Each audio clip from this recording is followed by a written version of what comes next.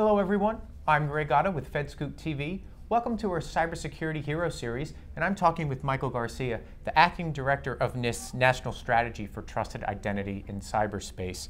Michael, thanks for joining us today. Thanks for having me. So tell me how you have significantly improved cybersecurity posture with the NSTIC program. Great, thanks.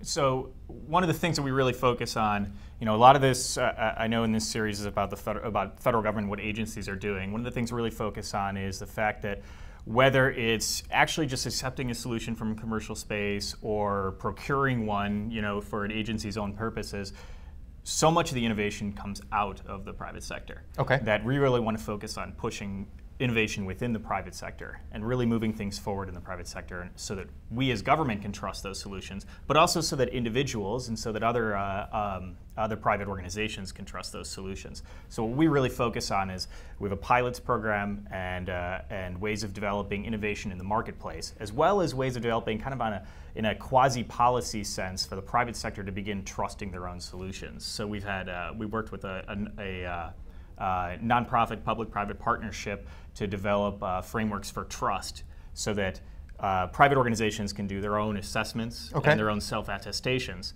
so that we raise a level of trust, essentially, in the end, in the simplest sense, so that you know what you're getting when you choose a cybersecurity solution.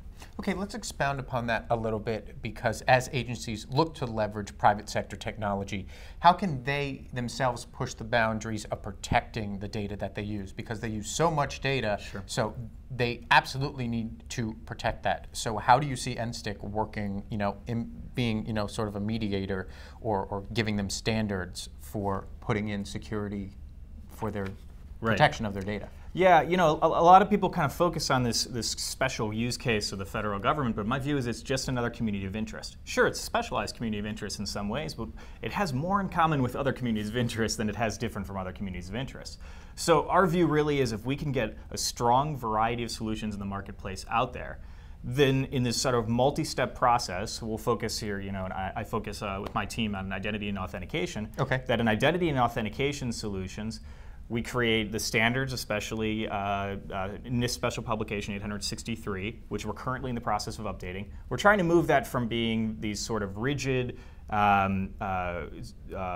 requirements about what a solution has to be to performance standards about what a solution has to do. What are the characteristics of a good solution? So that allows us to do this sort of risk-based approach to identity and authentication while having an ability to adopt a broader variety of innovations that are in the marketplace and kind of future-proof some of those documents. The review cycle on them takes a long time.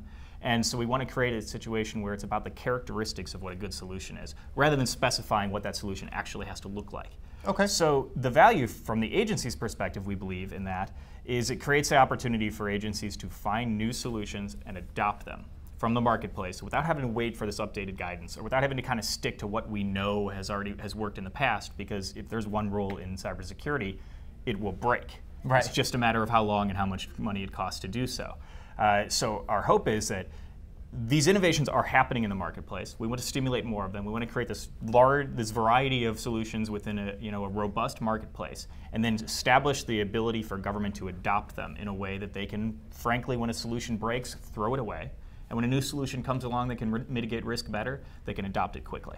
So let's expound upon that last point. How does culture change factor into this? Because as you've said, the technology is out there. The technology is going to continue to be developed. But how do you get an agency to think differently about cybersecurity? Yeah, it can be really difficult in agencies. There's a lot of risk aversion in agencies and with decision makers in agencies, which makes perfect sense. If you have a solution that has worked in the past and you switch to a brand new solution and it gets broken, you have made a decision that got broken, of something that got broken, and that's a very hard decision to swallow. But at the same time, we know that whatever it is you're using will eventually be less effective and potentially be broken in its entirety. So there's this huge cultural shift. So I'll give you two examples of the way that we're addressing that. One is, at NIST, we really focus on doing things in a risk-based way. In some things in information security, we're good at measuring. Some things we're not so good at measuring. We certainly have a growing cybersecurity insurance market, but I wouldn't call it robust at this point. But we're trying to develop the ability to do a better job of measuring how well you actually are mitigating risks, how well any given solution mitigates risks. So the first example is in what we call our privacy engineering program. And so what we're developing now is we've created something called the Privacy Risk Management Framework. And so this goes along with the Information Security Risk Management Framework that NIST is fairly well known for at this point. And really is about taking the same approach, that very basic risk equation that we use, what is the likelihood of something going wrong? If it does go wrong, what's the impact of it going wrong? Multiply those together, there's a risk, right? Very simple, but it's very hard to do in sort of qualitative sorts of things. So we're developing a framework that really allows you to take any given information system and say, not because we got breached from a security perspective, but because we have chosen to take certain actions with data, which is a good thing. That's how we process information and create value. And some people may not like it. Some people might feel that you've harmed them from a privacy sense. Okay. And so what percent of the population will feel that way? What is the likelihood that they will have a problem with whatever data action that you're taking? And then if you do, how much do you think it'll impact them? Some risks are worth taking because the value that you're getting from processing that data, they want to get that benefit. And because they're going to get that benefit, they're going to give up some personal information for it. That's okay, but there's a threshold at which it's probably no longer okay. And you can put in controls to protect that. And so what we've created are these, it's really just this basic sort of spreadsheet approach to list your data actions. What are you actually doing? Now sit and think about any given individual and whether they would have a problem with it. What is the likelihood? What is the impact? What can you do to control it? And with those controls, are they expensive? Because if they are, maybe it's not worth mitigating that risk. And that's okay. You're not supposed to have zero risk, but you need to be smart about the way that you're mitigating it. You need to know where your marginal gain can be in mitigating that risk. Okay. And so that's really the approach that we're trying to take in what previously in privacy is very much a compliance sort of exercise. We want to move it beyond that to an actual risk mitigation, risk measurement sort of exercise. The second example I would give is an effort we're just now kicking off in our office, which is, again, focused on identity and authentication, that we're seeing this abundance of authenticators in the market.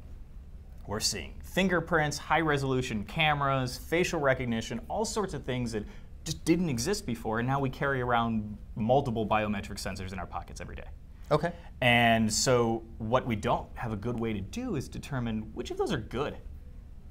Right, okay. Which are bad. so let me stop you right there and ask you, I was going to ask, what piece of technology do agencies need to get right in order to get their network secure? Let's talk about all of these authenticators. Yeah. What about them do agencies need to concentrate on in order to institute them in a way that is effective for them? I'm going to give a little bit of a cheap answer here, which is that I think you actually you have to abstract a layer from a piece of to kind of a paradigm of.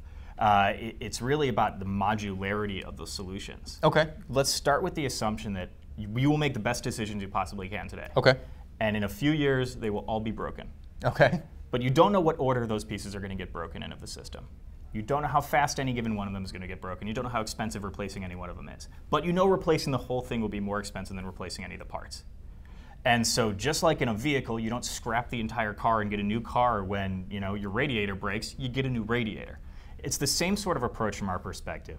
If you have, you're doing identity proofing, you're issuing credentials, you have a second factor that you're doing because you're really protecting it, you're encrypting data that you're holding at rest, you're encrypting in transit, you're doing all of these different things. Take a modular approach, not a system-wide approach, so that one of those things gets broken. When it turns out that someone has, has absolutely destroyed the ability to do some particular type of biometric capture, you can throw it out and replace it without throwing the whole system out. You create a lot less friction, you lower your investment costs, and you still manage to mitigate risk. So from my perspective, it really is about kind of this mental model that you always assume everything will get broken. Okay. And you want to replace only the broken parts when you can. And that way you can be much more effective with your investments. Very interesting insights, Michael. Thanks for joining us today. Thank you. I'm Greg Otto for FedScoop TV. Thanks for watching.